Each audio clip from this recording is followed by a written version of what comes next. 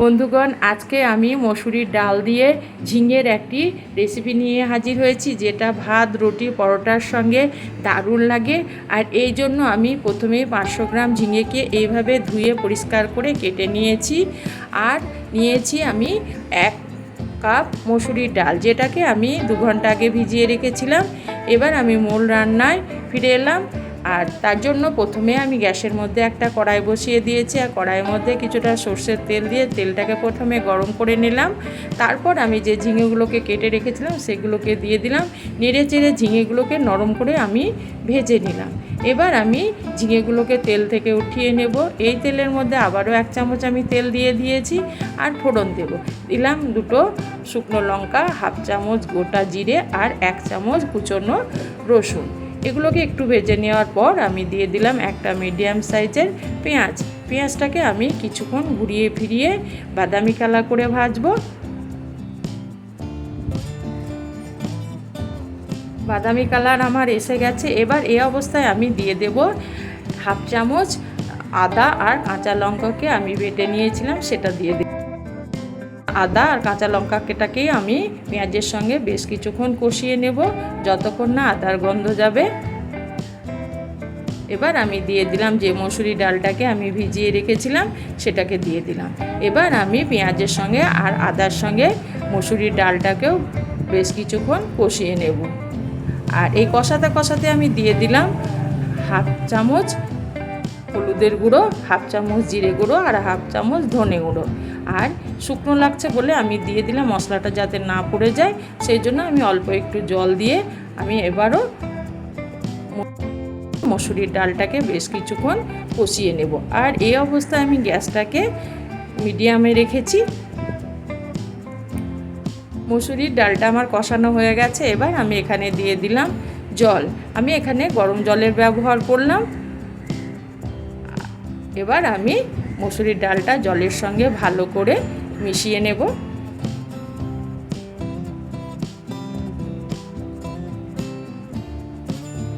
এবার আমি আবারও একটু জল দিয়ে দিলাম, কারণ এটাকে 1 কাপ ডালের জন্য 1.5 কাপ জল লাগবে। আমি 1.5 কাপ জল দিয়ে দিলাম আর অল্প একটু লবণ দিয়ে এটাকে সেদ্ধ করে দেব।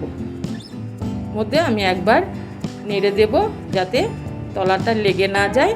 আমি আবারও একবার নেড়ে চেড়ে দেখে নেব। ডালও আমার মোটামুটি সেদ্ধ হয়ে এসেছে।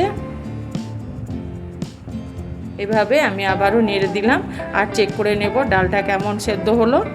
এবার এই অবস্থা মানে অর্ধেকটা সেদ্ধ হলে আমি এখানে দিয়ে দেব একটা টমেটো কুচনো আর দিয়ে দিলাম 4টে কাঁচা লঙ্কা। এবার এগুলোকে নেড়ে চেড়ে ডালের সঙ্গে আবারও মিশিয়ে নেব।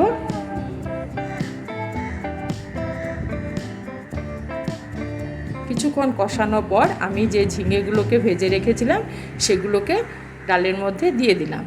আর ডালের সঙ্গে আবারও আমি কিছুক্ষণ ঝিঙেগুলোকে কষিয়ে নেব।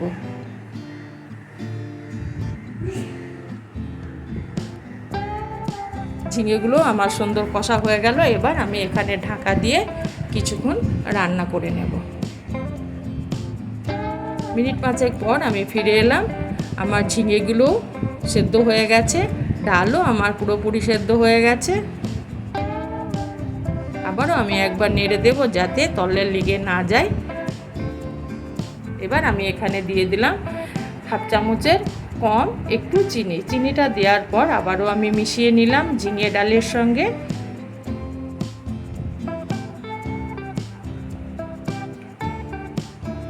চিনিটা মিশিয়ে নেওয়ার পর টমেটো আর চিনি যেহেতু দেওয়া হলো সেহেতু আমি একটু ঢেকে দেব টমেটোটা সেদ্ধর জন্য।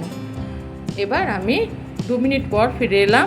আমি এবার একবার নেড়ে দেব আর দেখে নেব টমেটোগুলো সেদ্ধ হয়ে গেছে নাকি। টমেটোও সেদ্ধ হয়ে গেছে, সমস্ত উপকরণ আমার সেদ্ধ হয়ে গেছে। আর তলে যদি না ধরে যায় সেই জন্য আমি একবার নেড়ে দিলাম।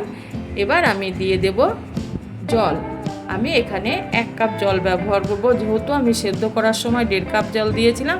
আর সেদ্ধ হয়ে যাওয়ার পর আমি এটাকে ঝোল করলাম 1 কাপ জল দিয়ে, কারণ এটাতে রুটি পরোটা খেতে খুব ভালো লাগে বন্ধুরা।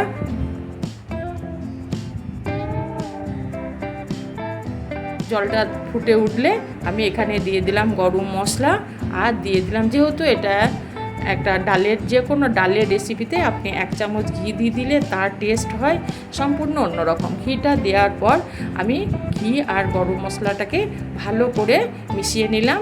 তারপর 2 মিনিট রান্না করে এটা ঢাকা দিয়ে রেস্টে রেখে দেবো।